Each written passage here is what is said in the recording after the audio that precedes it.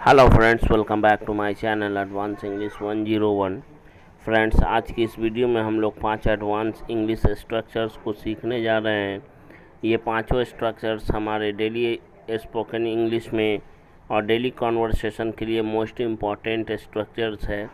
इसलिए आप इस पूरे वीडियो को ध्यान से देखें, पूरे स्ट्रक्चर्स को ध्यान से समझें और उस पर बताए गए इस स्ट्रक्चर्स के लिए बताए गए जितने भी एग्जाम्पल सेंटेंस है उन सभी को अच्छे से देखें और समझें और लगातार प्रैक्टिस करें, ताकि आने वाले दिनों में आप भी धाराप्रवाह अंग्रेजी बोलना सीख सकें। लेकिन इस वीडियो को शुरू करने से पहले मैं आपसे एक रिक्वेस्ट करना चाहूँगा, अगर आपने हमारे चैनल को अभी तक सब्सक्राइब नहीं किया है तो प्लीज़ इसे सब्सक्राइब करें, ज़रूर करें, लाइक करें, शेयर करें और वीडियो देखने के बाद कमेंट के माध्यम से ज़रूर बताएं कि ये वीडियो आपको कैसा लगा। चलिए शुरू करते हैं आज का ये वीडियो।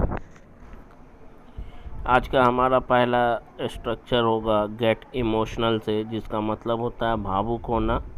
स्ट्रक्चर है subject plus get emotional by plus verb की आईएनजी फॉर्म यानी फोर्थ फॉर्म, उसके बाद सेंटेंस का, उसके बाद ऑब्जेक्ट और उसके बाद सेंटेंस का बचा कुचा जो भाग होगा वो जाएगा अदर वर्ड्स में।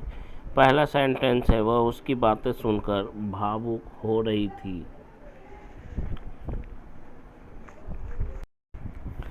She was getting emotional by hearing his words.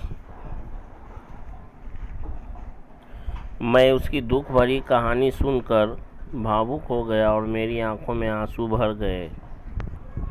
अक्सर ऐसा हम लोग को बोलने का मौका मिलता है इस तरह का sentence. Having heard his sorrowful story, I got emotional। और ऐसे भी हम लोग बोल सकते हैं got emotional bye hearing his sorrowful story.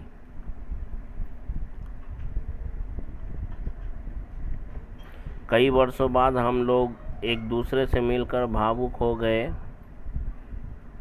ये डेली यूज सेंटेंस है एडवांस स्ट्रक्चर पर, आप लोग खुद इसे महसूस कर सकते हैं। We got emotional by meeting each other after several years. We got emotional by meeting each other after several years। और ऐसे भी बोल सकते हैं having met each other after several years we got emotional। having plus verb की third form पर अगर आपने नहीं देखा है तो प्लेलिस्ट में जा कर के चेक करें।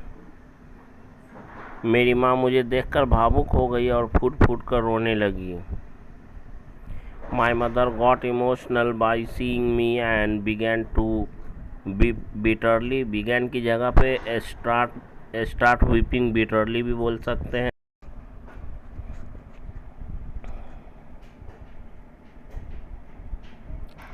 go through the bad phase of, ये हमारा नेक्स्ट स्ट्रक्चर है, इसी पर बेस्ड है, इसी पर आधारित है।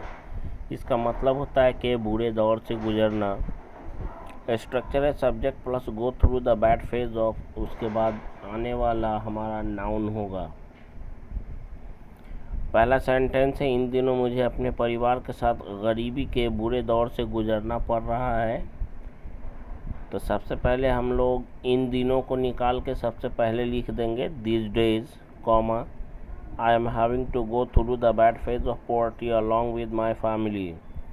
आप इतना समझ लीजिए कि आपको स्पोकन के साथ साथ रिटन भी सिखाया जाता है। इस वीडियो के माध्यम से आप लोग करेक्ट रिटन इंग्लिश भी सीख रहे हैं।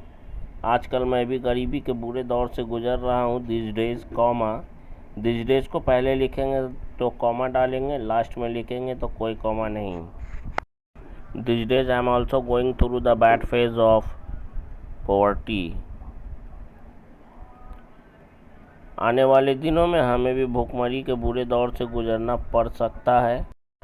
We may also have to go through the bad phase of starving in coming days. हमारा नेक्स्ट स्ट्रक्चर होगा इट डजेंट बिफिट यू पर बनेगा, जिसका मतलब होता है आपको शोभा नहीं देता। Structure it doesn't befit you, you की जगह पे कोई भी सब्जेक्ट हम रख सकते हैं। It doesn't befit you two plus verb की फर्स्ट फॉर्म प्लस ऑब्जेक्ट। किसी को बिना कारण गाली देना या पीटना आपको शोभा नहीं देता। It does befit you to abuse someone or beat someone without any reason. It doesn't befit you to abuse and beat someone without any reason.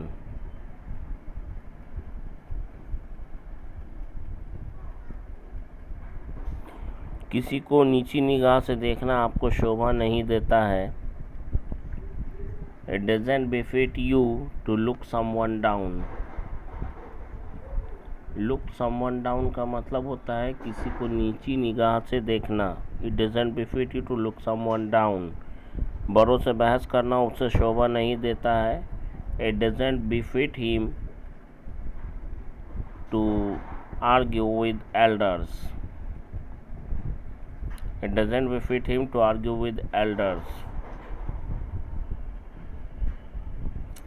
किसी से बदतमीजी करना तुम्हें शोभा नहीं देता है। It doesn't befit you to misbehave with someone.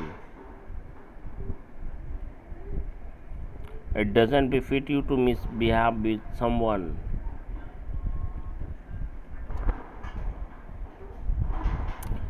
Next हमारा structure होगा रिडल्ड विद पर, जिसका मतलब होता है दुख, तकलीफ या कष्ट इत्यादि से भरा हुआ। स्ट्रक्चर है subject plus helping verb plus riddled with plus object.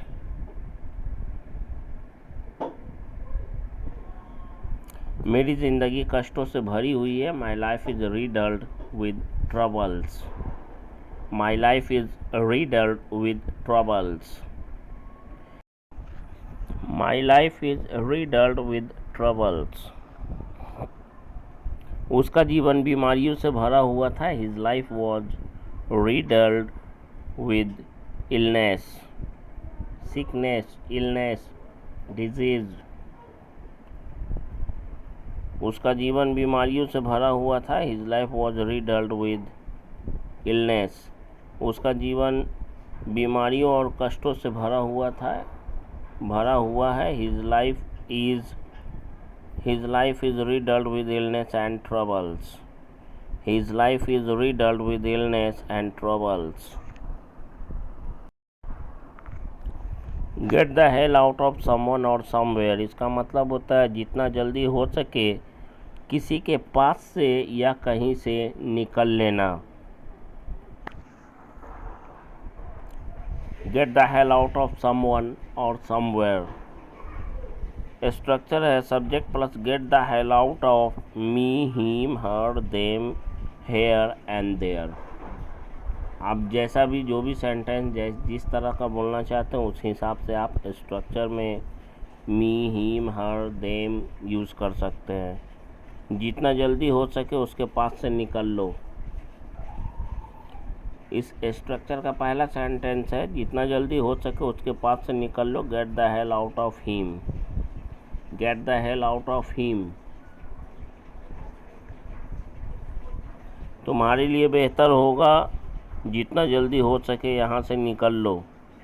It would be better for you get the hell out of here. यहाँ से निकल लो। Get the hell out of here. It would be better for you to get the hell out of hair.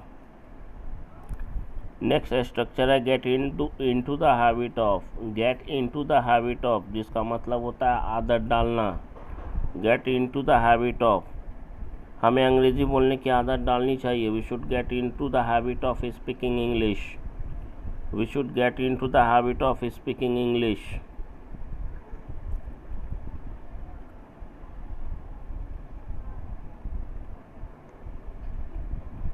हमें गरीबों की मदद करने की आदत डालनी चाहिए। We should get into the habit of helping the poor.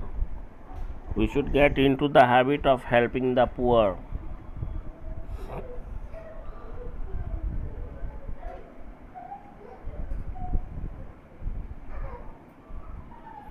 हम लोग को हर दिन 2 घंटे स्पोकन इंग्लिश की प्रैक्टिस करने की आदत डालनी चाहिए।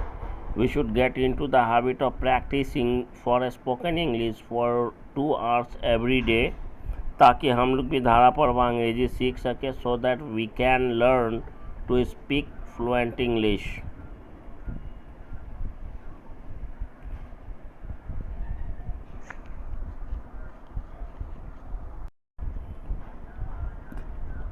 We should get into the habit of practicing of a spoken English for 2 hours daily so that we can or we may learn to speak fluent English.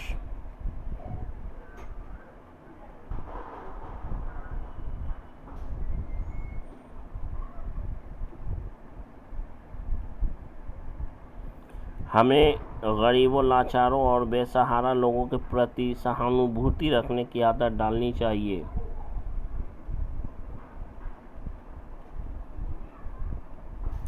We should get into the habit of having sympathy for the poor, helpless, and destitute people. We should get into the habit of having sympathy for the poor, helpless, and destitute people.